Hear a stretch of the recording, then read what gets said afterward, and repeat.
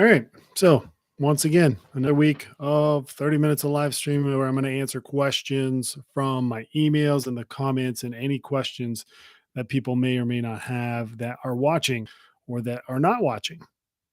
Thanks for coming.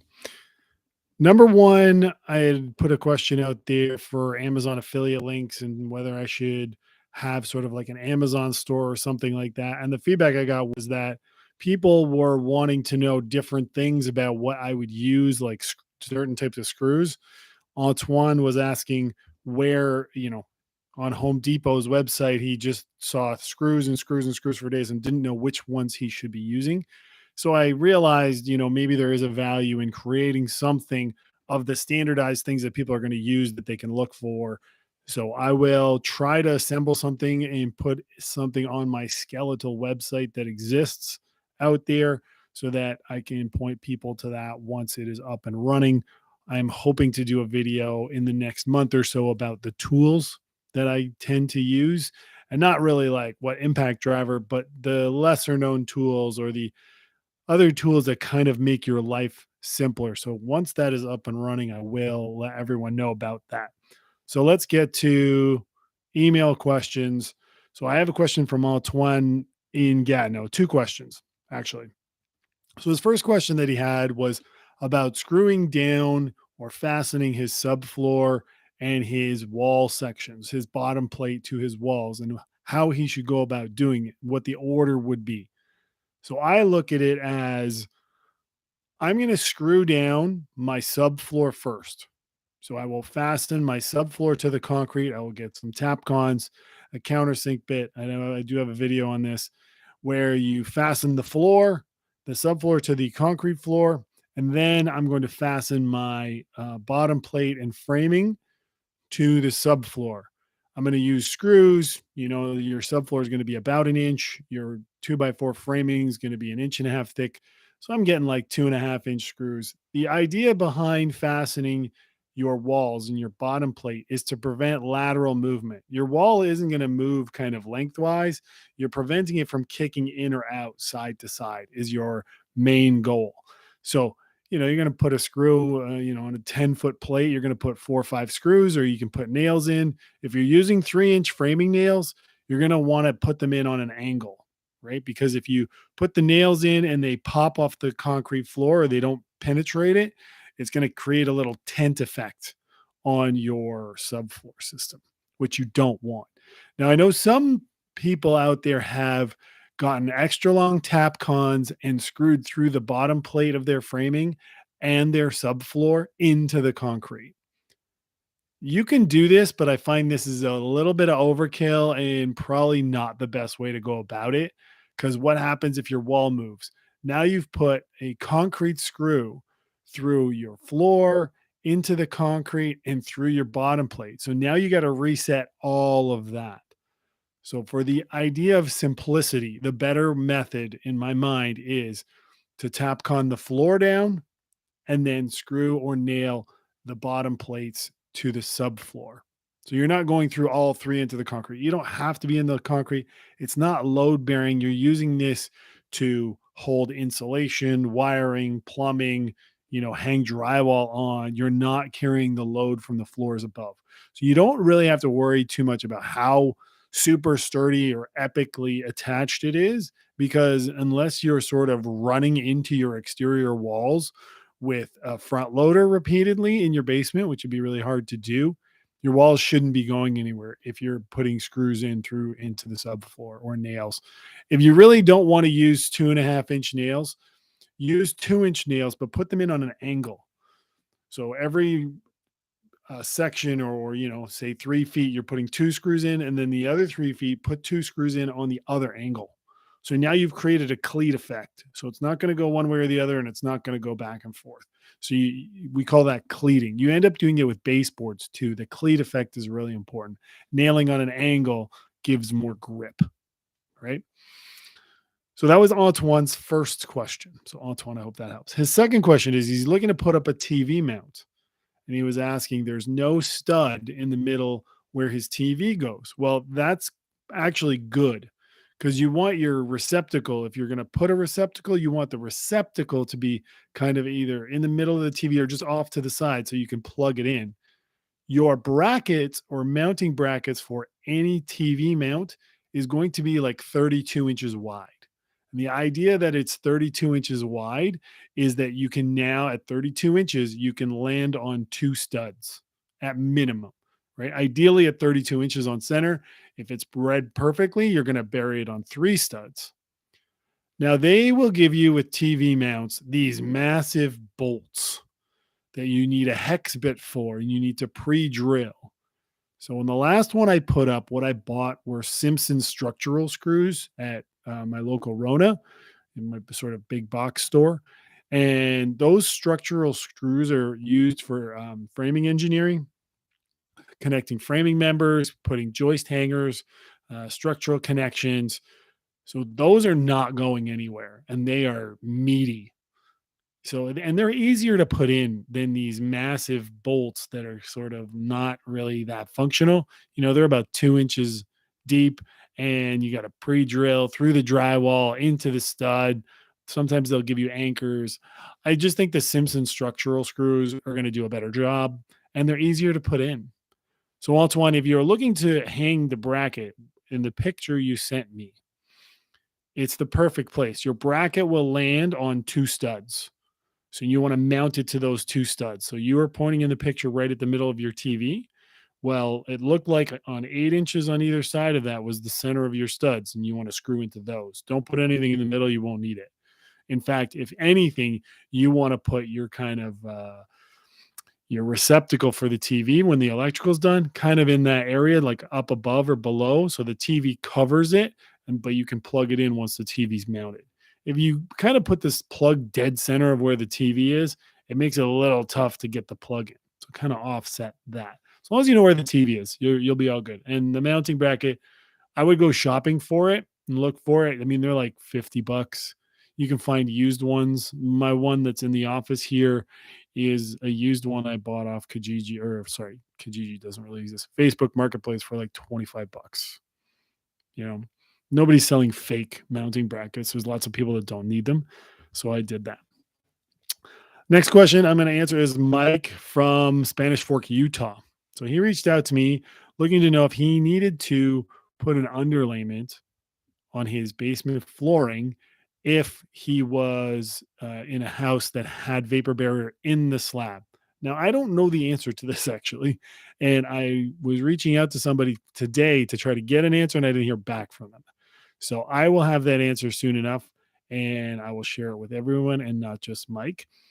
The other question he was asking about, it was a framing question about top plates. So in your traditional or your typical framing of your upper members of your house, the top of your wall is going to have two plates. So it's going to have a 2x4 on a 2x4, and then it's going to have your studs that attach to that. Those are structural load bearing walls, and the top plate is there to help manage the load. When it's a basement, the load is already transferred onto your foundation and any like I beams or LVL beams or posts that are in place in your basement. So having a double top plate technically is not required. It is not a load bearing wall. However, one of the reasons to have a double top plate, even though it isn't a load bearing wall, is when you go to fasten drywall. It makes it easier. If you want to think about it, you're going to, if you're not going to screw, like if you're going to put a resilient channel on your ceiling or strap your ceiling down, which I got a question that's coming up too. You're going to have the drywall hang lower from the joist. So you're only going to have 1.5 inches if you have a single top plate to screw to when you put on your wall drywall. And if this isn't making sense, I'll try to do something about it with a picture or a video or something. I'm going to try to use the community post for some of these. But what I can thanks, Randy. Appreciate you for all your comments as well. Really encouraging. So when you have a double top plate, if your drywall hangs down and you have a resilient channel, now you're going to have sort of 3/8 and a half inch drywall or 5-inch drywall or 5/8 inch drywall. 5-inch drywall doesn't exist. So that's going to leave you with like 7/8, or, you're going to have an inch taken up, and you're only going to have a half inch of drywall or a half inch of framing to attach to a drywall to at the top. So having the double top plate makes it easier for you to get a screw in at the top of your walls when you're hanging your own drywall. And the guys who are hanging the board for you, if you're not doing it yourself, will really appreciate it.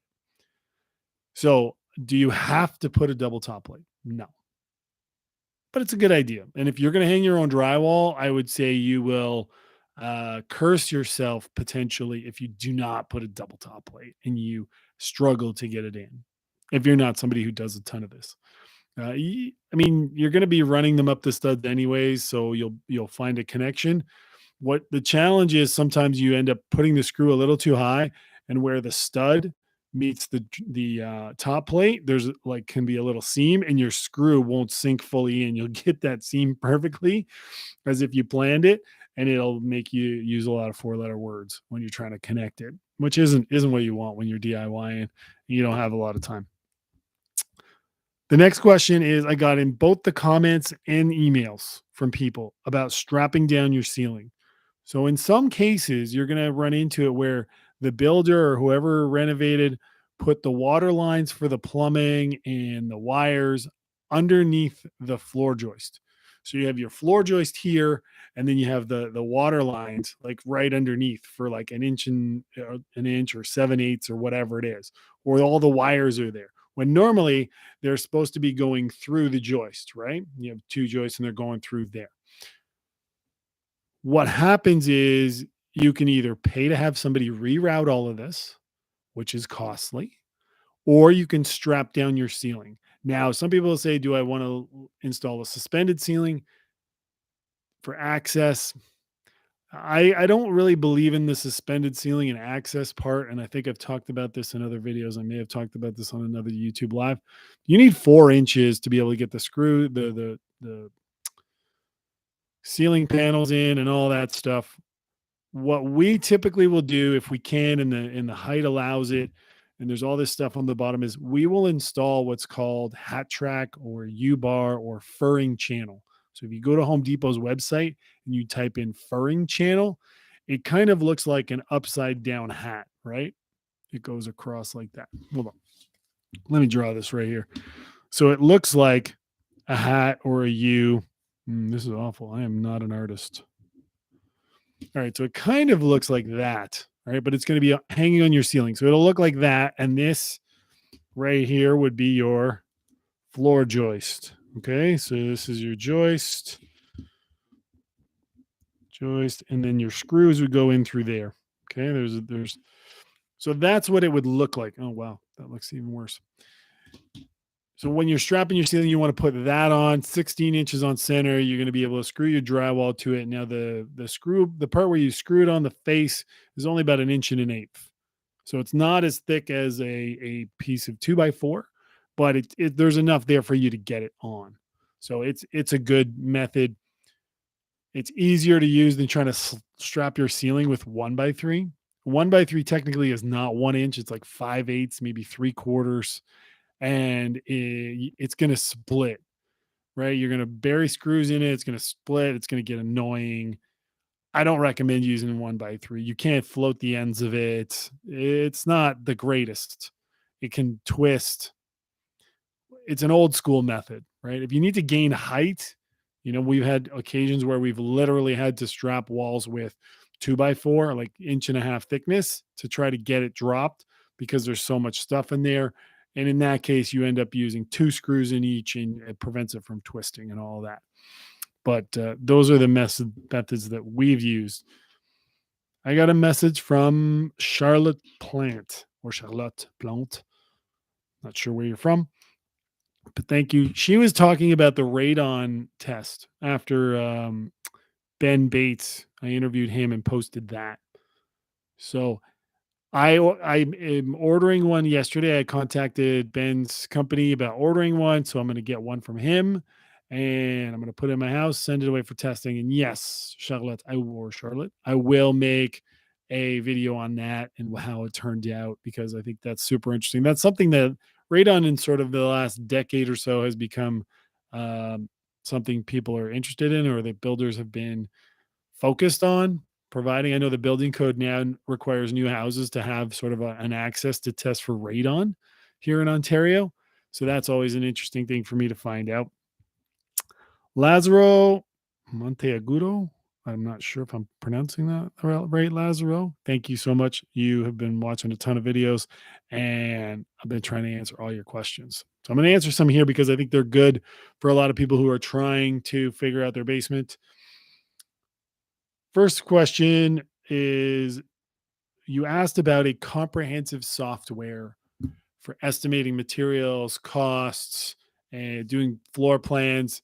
There is no sort of cost friendly software. I've used one called On Center that I've tried through a friend. He had it going. It's like $1,500 a year. There's nothing that is completely universal. Contractors will use a project management software like Builder Trend, Co-Construct, Notify. They do have the ability for you to make your own price matrix. And what I mean by that is you will have to populate a library of materials and the cost of those materials locally on your own. Because the cost of a 2x4 for me here in Guelph, Ontario, and the cost of a 2x4 for Mike in Spanish Fork, Utah, will be different. You know, the cost of labor here versus California will be different. So you can't really have a universal, you know, calculator. You'll have to update it manually on your own nonetheless. So there are a lot of them are just glorified spreadsheets. I did a video on the how to make a calendar, right? All the softwares that I've ever used, and I've used Notify and Co-Construct, and I've been trained on Builder Trend. They build calendars the same as in Google Calendar. They look almost the exact same. So you can do a lot of this stuff for free. It just doesn't look as sexy, and the software doesn't make it easier. It's just prettier. For drawings, no, none of the softwares do drawings. You can't upload the software and have the software do the calculation for you if for those project management softwares. On Center does allow you to upload drawings, construction drawings done by an engineer in JPEG format, and it will calculate, you know, how many linear feet of wall or whatever it is you have, and then you will then have to take those and calculate materials. What I'm trying to do, what I tried to do with the framing calculator spreadsheet, and I haven't gotten a lot of feedback on that, whether it was good or bad. I may have screwed that up. I am going to try over the course of all these videos to build enough of these spreadsheets and building maybe master sheets somehow that makes sense for other people to use so that they can look at their drawings, calculate, say, perimeter walls, walls that are divisions that have two sides, you know, one sided and two sided, because you got to calculate drywall, you got to calculate insulation, you got to calculate baseboard, doors, etc. Trying to figure out some type of spreadsheet or complex spreadsheet to simplify and allow you to be able to look at your drawing, calculate a few things, punch them into the right place, get your measures, and then those measures based on the spreadsheet calculator will produce, you know, how many 2x4s you need or how many linear feet of baseboard or how many square feet of floor. I do it now based on experience, a lot of it. So because you're going to get a repeat of a lot of your measurements. So when you calculate your surface area for your flooring, well, if you're putting a floor somewhere, you're putting a ceiling somewhere. So you've calculated your subfloor, which means you're going to recreate that to calculate your flooring. So if you have 800 square feet of subfloor, it's more than likely you're going to have 800 square feet of flooring. And if you have 800 square feet of flooring, well, above that is going to be ceiling. So you're going to have 800 square feet of ceiling drywall. Now, in that ceiling, you may have soundproofing. So then you're going to have 800 square feet of soundproofing. Excellent. So now you've kind of covered some of those calculations in there. When you calculate linear feet of wall, so if I'm calculating how much framing I have to do, that's linear feet of wall. But I also need to know the linear feet of wall for baseboards. Hold on, I got a question here. I got a basement with a 6 foot 11 inch ceiling. Ceiling is strapping worth the sacrifice in ceiling height or roll with it. I think when you look at it that way, like how tall are you? I'm 6'3". And then it's cost. How much cost are you willing to incur to reroute all this stuff? You're 5'10". Okay, that's a good height. So you would strap it down. You're losing an inch. If you're going below the plumbing, so your pipes are usually half inch on the interior, so 5/8 on the exterior, plus whatever brackets. Your hat track that I mentioned earlier is usually about 7/8. So you're only losing 7/8 of an inch. So it's 6'11, you're 6'10 minus the drywall. So you're 6'9.5. And then, you know, you're 5'10. So that leaves you almost a foot, not including your flooring and your subfloor. So it all depends on how much those things fall below the ceiling. So if they fall like 3 inches below the ceiling, well, now you're probably building a bulkhead or you're paying to have those things rerouted. I got one email that was asking me about water lines and then drains. So drains are going to maybe potentially drop lower. Water lines, like a drain, you could kind of call the plumber and have him make it so that you can maybe get it a little different. Whereas water lines, once you start, if it's one or two, not a big deal. If it's your whole basement, like in my basement, there's a ton of water lines where there was a suspended ceiling before. So now I'm going to drop the whole ceiling 3 inches as opposed to reroute half a dozen water lines, which then I have to retrace and reconnect in other places. Not really worth the money that I want to spend versus strapping, like dropping my ceiling with some steel framing and drywalling it. So it's really going to depend on the case. Like if you have a 6'5" basement all the way around and losing that inch is going to make a difference.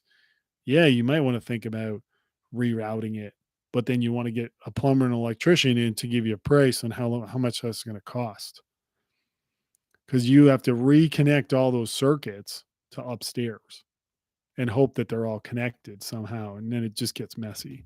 So if that's what you want to do, have the trades come in, give you a quote, and then decide whether you want to roll with it or not.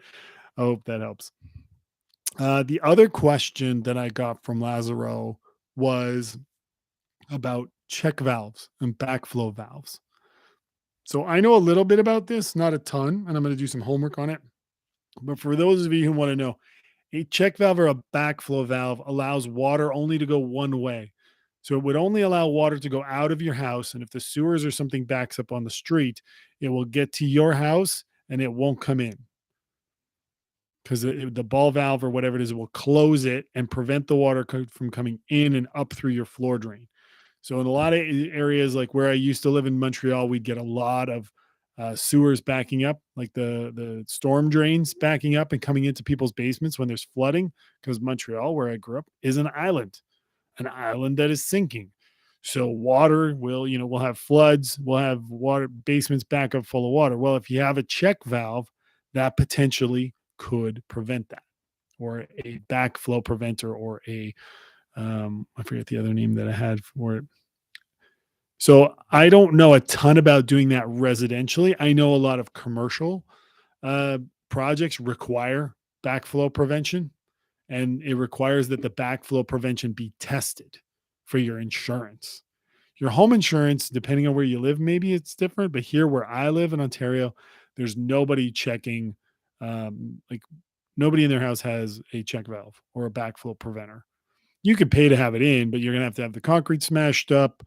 They're going to have to open it up, reconnect the plumbing, that kind of stuff. It's a little complex. You should have, depending on the era house, but if the house is 20 years old, usually there is a clean out at the furthest point from the house that's closest to the road. So say you have a cold room, or like right before you near your garage, underneath where your porch would be or something like that, there will be a clean out there. So something that if there's a problem in the house, the plumber can then open that clean out and put a camera in or a snake in for you to be them to be able to find the problem somewhere else down the line, whether it's out towards the road or in towards the house. But it is the last place that water exits. So you may have one of those. If you were thinking about it, that would probably be where a check valve slash backflow preventer would go. Does anybody have any questions as I'm just spitting out here? I got about 5 more minutes. I'm trying to think of anything else that I can touch on. Coming up, I am going to do a video probably this week. I'm trying to get one out this week. I think the dilemma in a lot of basement areas have been low ceilings. Also, stairs are not designed for subfloor. Stairs are not designed for subfloor. I had the person finish my basement in 1912 Sears catalog house. Gaming room. Any ideas of how I would handle the transition to the higher finished floor? Is there any home builds often do not have basements unless it is a luxury house? It is. So that's same in North America. I was actually talking about this with Ben Bates on the podcast there. He typically does lots of older houses for waterproofing. And he was saying like up until the 50s, houses didn't have basements, right? Then we got into square footage and all that stuff. So they became more of a reality in that we were trying to build up for more certain like square footage and not out. Right. So that tends to be the case. The Sears catalog house. Okay. Any ideas on how I would handle the transition to a higher finish floor? It's not really going to make that big of a difference. Right. You're going to have your subfloor 7/8. Your flooring might be, if you're going with the newer ideas, like 1/2 inch. So it's not going to be really that dangerous or troublesome when you have the heights. We've never had an issue with it. Um, so it should be pretty simple to do. You won't notice it, right? Once the whole floor is at that level, you're losing, we'll say you're changing it 1.5 inches. I mean, if you go to people's decks, most often people's deck stairs are not done properly, and it just kind of you get used to it. Like I said, it's not noticeable. Mike Randall, I have a 36-foot untreated wall I'll be framing. What length of base plate and top plate should I use, and how do I connect them together?